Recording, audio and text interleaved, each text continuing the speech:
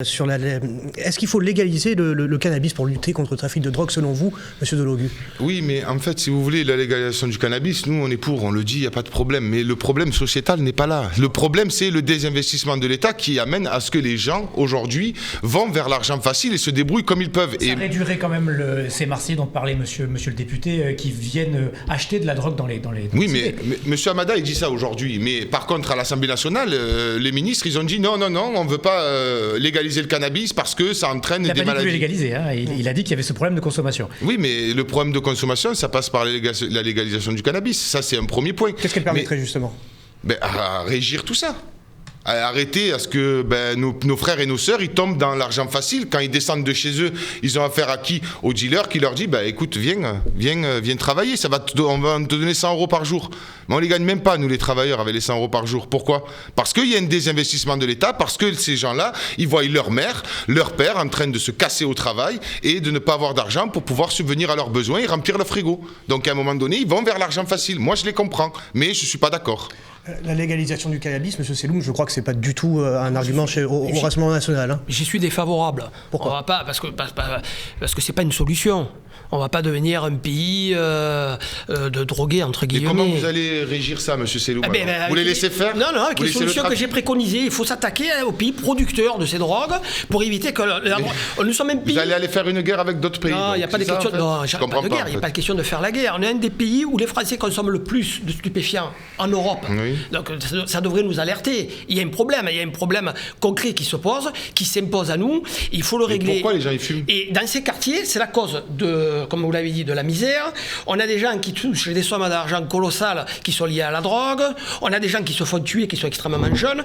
D'autres qui tuent, qui sont extrêmement jeunes. Il y a des dommages collatéraux. Monsieur, si vous régissez ça, drogue, ils ne vont pas fumer n'importe quoi. Il y aura une drogue qui sera peut-être, entre guillemets, encadrée par la société civile et par le gouvernement. Il y a un travail qui doit se faire pour éviter que les gens ne fument et pour éviter que la drogue ne rentre en France et que Marseille soit le carrefour de cette drogue, entre les pays producteurs et les pays consommateurs.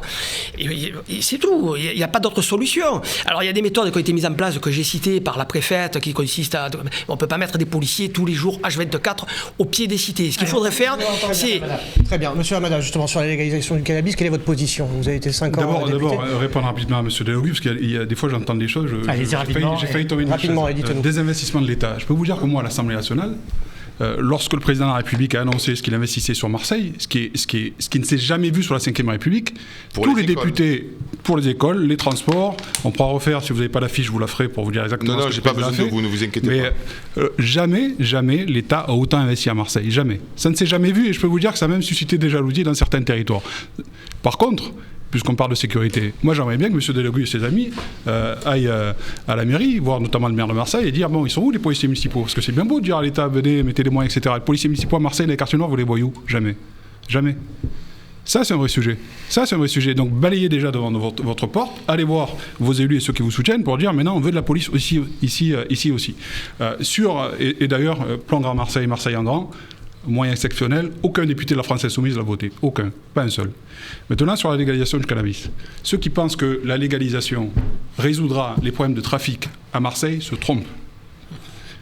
Pourquoi? Parce que, je vous le dis, c'est un symptôme. Si ce n'est pas le cannabis, ce sera autre chose. Non, c'est faux. Et donc, si l'objectif, c'est de dire, on veut que ceux qui consomment, ce que je peux entendre, moi je pense que sur ce sujet-là, il faut avoir un grand débat national, comme on a pu l'avoir sur la question de l'avortement, parce que c'est un vrai sujet sociétal. On est tous ici, soit parents, soit ayant des frères et des sœurs qui potentiellement pourraient fumer, et on se pose la question humainement, est-ce que j'ai envie que mon fils, ma fille viennent demain, parce que c'est légal, dire, bon maintenant papa je fume, c'est légal, tu l'as voté, etc.